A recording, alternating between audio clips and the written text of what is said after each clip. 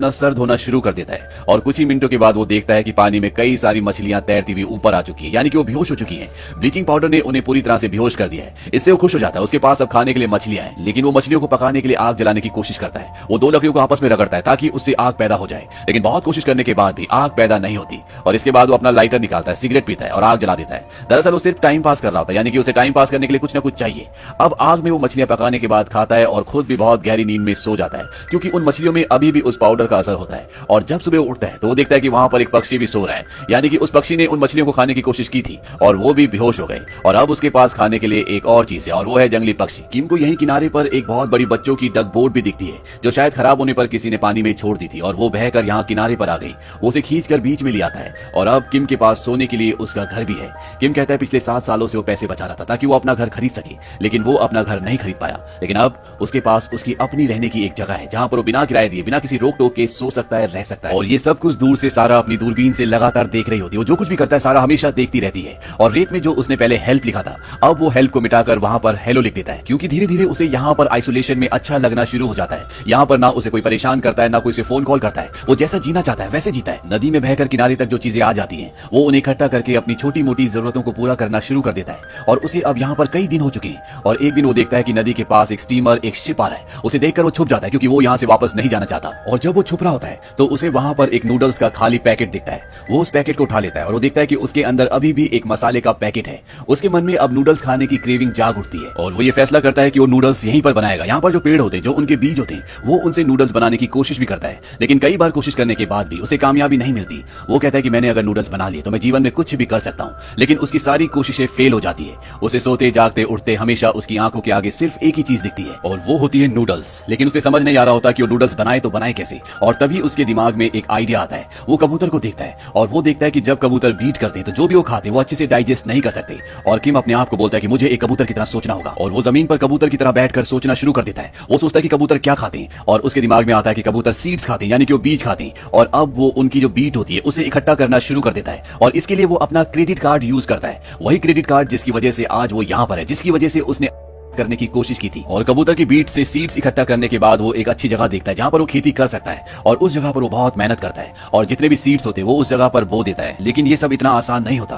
वहां पर एक बहुत बड़ा पत्थर भी होता है जिसे हटाने में उसे बहुत मेहनत लगती है, लेकिन वो हार नहीं मानता। वो उस पत्थर को वहां से हटा देता है। इसी दौरान उसे बहुत पसीना भी आ जाता है और जब उसका पसीना उसकी जबान पर लगता है तो बहुत ही सॉल्टी होता है। ये उसकी मेहनत का पसीना, ये पसीना उसकी उम्मीद का। और उसने कई दिनों से सॉल्ट नहीं खाया, इसीलिए वो अपने पूरे शरीर को चाटना शुरू कर देता है। वो कहता है कि मैंने जीवन में इससे सॉल्टी चीज कभी भी नहीं खाई। यहाँ खेती वाली जगह पर वो कुछ केचुए भी डाल देता है ताकि जमीन हवादार बने और उसकी फसल अच्छे से उगे। और जो टाई उसने के लिए पेड़ पर लटकाई थी, अब वो उसे उतार देता है और उसका जो सूट होता है उससे वो स्केयर क्रो बनाता है ताकि कोई भी पक्षी उसकी फसल के आसपास ना आ सके। अब ऐसा लगता है जैसे मानो उसे जीवन में एक मकसद मिल गया हो। भले ये मकसद दूसरों के लिए बिल्कुल बेबुनियादी हो, लेकिन वो किसी भी तरह से फसल उगाकर नूडल्स बनाना चाहता है और जो उसके पास नूडल्स का मसाला है वो उसे उसमें डालकर नूडल्स खाना चाहता है। हालांकि एक बार उसने इस पैकेट को फाड़कर मसाला खाने की कोशिश भी की थी ताकि उसकी क्रेविंग मिट जाए, लेकिन उसने उस वक्त अपने आप को रोक लिया और ये तय किया कि किसी भी कीमत पर वो यहाँ पर नूडल्स बनाएगा। और अब सुबह से लेकर शाम तक हमेशा वो इसी बारे में सोचता है कि किस तरह से उसकी फसल उगेगी, किस तरह से वो नूडल्स बनाएगा। और दूर से सारा ये सब कुछ देख रही होती है और साथ ही साथ वो उसकी पिक्चर्स क्लिक करके अपनी वेबसाइट पर भी अपलोड कर रही होती है। और वो उसकी पिक्चर्स के साथ ये लिखती है कि ये शाही है,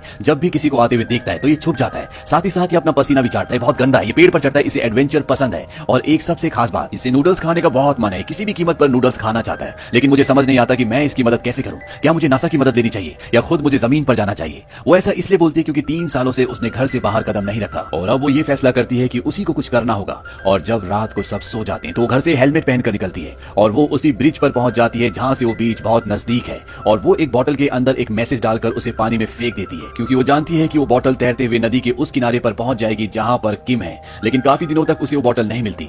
किम को आज यहाँ पर पूरे 3 महीने हो चुकी है। अब उसे मछली पकड़ना भी आ गया है। वो पेड़ पर भी चढ़ जाता है और वहां से घोंसलों से वो अंडे निकाल कर खा लेता है, यानी कि अब उसे खाने की कोई भी प्रॉब्लम नहीं है। और साथ ही साथ वो अपनी खेती पर भी ध्यान रखता है। और एक दिन उसे वो बोतल मिल जाती है जिसके अंदर सारा ने उसके लिए मैसेज भेजा है। और जब वो उस बोतल के अंदर से कागज निकालता है तो पूरा कागज खाली होता है और उस पर सिर्फ एक ही वर्ड लिखा होता है और ये वर्ड होता है हेलो, जैसा कि किम ने खुद रेत पर लिखा है। और वो समझ जाता है कि सामने जो बिल्डिंग्स है वहां से कोई ना कोई उसे देख रहा है और उसी ने इस मैसेज को यहाँ तक पहुंचाया है। लेकिन किम यहाँ पर अब अकेला नहीं है, उसका यहाँ पर एक दोस्त है और वो दोस्त है उसका स्केयर क्रो जो उसने बनाया है। और उसने स्केयर क्रो को जो अपनी पैंट पहनाई थी उस पैंट को उतार कर वो खुद पहन लेता है, क्योंकि वो जानता है कि कोई ना कोई उसे देख रहा है। यहाँ पर जो उसने बीज बोए थे वो अब छोटे छोटे पौधे बन चुके हैं जिससे उसे बहुत बहुत खुशी होती है। सारा का मैसेज उसे 17 दिनों बाद मिला था। सारा 17 दिनों से इंतजार कर रही थी और अब वो रेत पर लिखता है कि हाउ आर यू। और जब सारा को ये दिखता है तो उसे बहुत खुशी होती है।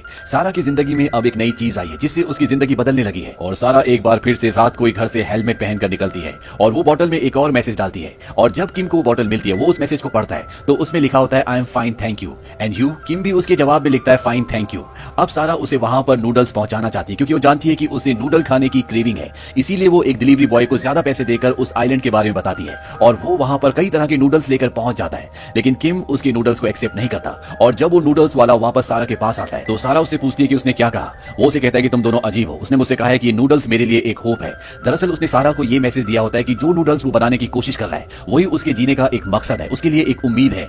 यहाँ पर किम की जो फसल है अब वो धीरे धीरे उग चुकी होती है और जो बीज उसने बोया होता है वो कॉर्न का बीज होता है। और जब वो उसमें पहला कॉर्न उगते हुए देखता है तो उसकी आंखों में आंसू आ जाते हैं। उसे जीवन में इतनी खुशी कभी भी नहीं हुई। उसे लगता है कि जीवन में उसने कुछ अलग किया है, उसने कुछ अचीव कर लिया है। हो सकता है कि ये बात दूसरों के लिए बहुत छोटी हो लेकिन किम के लिए ये बहुत बड़ी बात है। किम के जीवन से सारा के जीवन में भी बदलाव आता है और वो पहली बार अपने कमरे से बाहर अपनी मॉम के सामने आती है और वो कहती है क्या आप मेरे लिए कुछ गमले और कॉर्न के बीज ले आएंगी। दरअसल मैं कॉर्न उगाना चाहती हूँ। और ये कहकर वो अंदर चली जाती है। इस बात से सारा की मॉम को बहुत खुशी होती है क्योंकि उसका जीवन बदल रहा है। अब वो धीरे धीरे नॉर्मल हो रही है। वहीं किम के कॉर्न अब पूरी तरह से पक चुके हैं और वो पहली बार अपनी फसल से कॉर्न तोड़ता है और वो उससे नूडल्स बनाता है। और जो पैकेट उसने कई महीनों से अपने पास बचा कर रखा था जिसमें नूडल्स का मसाला है वो मसाला उसके अंदर डालता है। और जब नूडल्स बन जाते हैं और जब वो उन्हें खाता है तो उसकी आंखों में आंसू होते हैं। वो बहुत इमोशनल हो जाता है क्योंकि ये उसके लिए महज नूडल्स नहीं है बल्कि ये उसके लिए वो उम्मीद है जिसने उसे जिंदा रखा, जिसने उसे ये सिखाया कि जिंदगी में हमें कभी भी हार नहीं माननी चाहिए बल्कि हमेशा पॉजिटिव रहकर काम करते रहना चाहिए। और किम को रोते हुए और नूडल्स खाते हुए दूर से सारा अपने कैमरे से अपनी दूरबीन से देख रही होती है और वो उसके लिए एक नोट भी भेजती है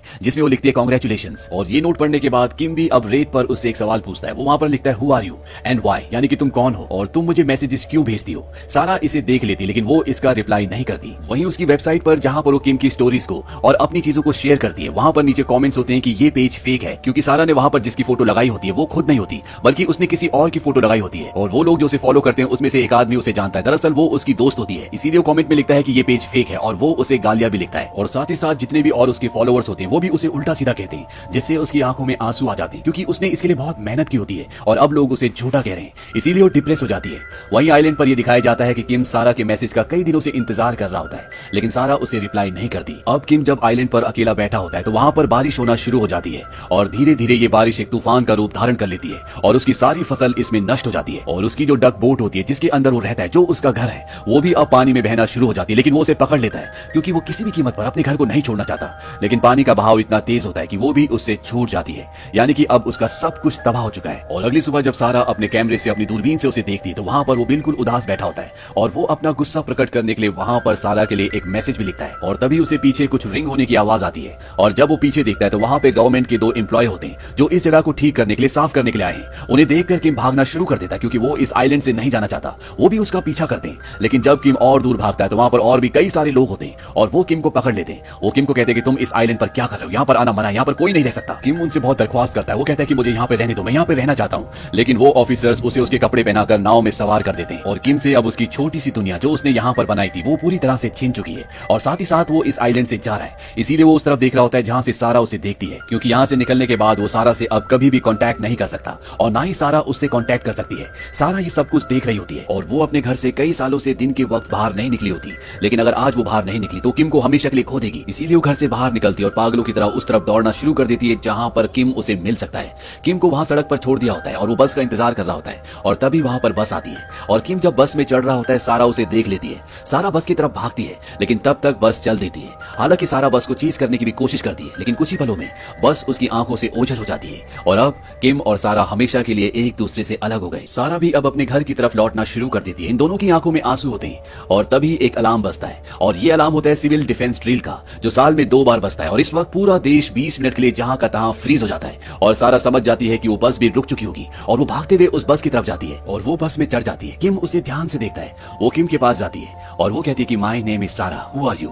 किम उसकी बात का कोई भी जवाब नहीं दे पाता। उसने अपनी जिंदगी में एक बार फिर से होप खो दी थी लेकिन अब उसकी होप दोबारा से लौट आई है और तभी एक बार फिर से सायरन बजता है क्योंकि 20 मिनट हो चुके हैं और जैसे बस आगे चलती है तो सारा को एक झटका लगता है। वो गिरने वाली होती है कि किम उसका हाथ पकड़ लेता है और इससे सारा के चेहरे पर भी मुस्कुराहट आ जाती है और ये इस बात का प्रतीक है कि अब ये दोनों हमेशा के लिए एक साथ हैं। और इसी के साथ एक प्यारा सा संदेश देते हुए ये कहानी खत्म हो जाती है। ये कहानी हमें सिखाती है कि हमें जिंदगी जिंदगी में कभी भी हार नहीं माननी चाहिए। जहां किम ने एक छोटे से कर्जे की वजह से अपनी जान देने की कोशिश की, वहीं उसने एक ऐसे आइलैंड पर फसल उगाई जहां पर शायद एक बिलियनियर भी आ जाता तो वो भी फसल ना उगा पाता। अगर हम जिंदगी में पॉजिटिव रहें, शांति से काम करें और अपने काम में पूरी मेहनत करें तो हमें उस काम में सफलता जरूर मिलती है। और जब आप छोटी छोटी चीजों को जिंदगी में अचीव करते हैं तो वो आपके लिए बड़ी चीजों का रास्ता खोलती है। वो आपकी जिंदगी में आपके अंदर कॉन्फिडेंस डालती है। इसीलिए हमें सकारात्मक होकर हमेशा जिंदगी में काम करते रहना चाहिए। और अगर जिंदगी में फेलियर भी आए तो हमें उसका सामना करना चाहिए, ना कि उससे भागना चाहिए। वहीं जो सारा की जिंदगी थी वो एक कमरे में पूरी तरह से बंद हो गई थी, लेकिन जब वो देखती है कि किम किसी भी कीमत पर अपनी जिंदगी की होप नहीं खोना चाहता। हालांकि उसके पास नूडल्स आ चुके थे, वो उन्हें खा सकता था, लेकिन वो अपने लक्ष्य को, अपने टारगेट को पूरा करना चाहता था। जो उसने सोचा था, जो करना चाहता था, वो उसे अंजाम तक पहुंचाना चाहता था और उसने ऐसा किया भी। और उसके ऐसा करने से सारा की जिंदगी में भी पॉजिटिविटी आई और उसका जीवन जो एक कमरे में एक मशीन की तरह गुजर रहा था वो भी पूरी तरह से बदल गया। उसे भी जिंदगी में एक नई रोशनी दिखाई दी और बाहर निकलने का जो उसके अंदर फियर था वो उस फियर से बाहर निकली और अंत में उसे उसका प्यार भी मिल गया। और एक और बड़ा मैसेज जो ये कहानी देती है वो ये है कि हमें जिंदगी में कभी भी हार नहीं माननी चाहिए। ये जीवन एक प्रेशियस तोहफा है जहां पर आपको हर तरह के रंग और रूप देखने को मिलेंगे और आपको हर एक चीज को पॉजिटिवली एक्सेप्ट करना चाहिए। इस फिल्म का नाम cast away on the moon इसलिए है क्योंकि इस फिल्म में बहुत सारे सीन्स ऐसे हैं जो टॉम हैंक्स की फिल्म कास्ट अवे से मिलते जुलते हैं। अगर आपने उस फिल्म की कहानी नहीं सुनी तो हम नीचे डिस्क्रिप्शन में उसका भी लिंक दे रहे हैं, आप डिस्क्रिप्शन में जाकर उस फिल्म की पूरी कहानी सुन सकते हैं। तो ये थी पूरी कहानी cast away on the moon की। ये एक साउथ कोरियन फिल्म है जो सन 2009 में रिलीज हुई थी और IMDb पर इसकी रेटिंग है 8.1। उम्मीद करते हैं कि ये कहानी आपको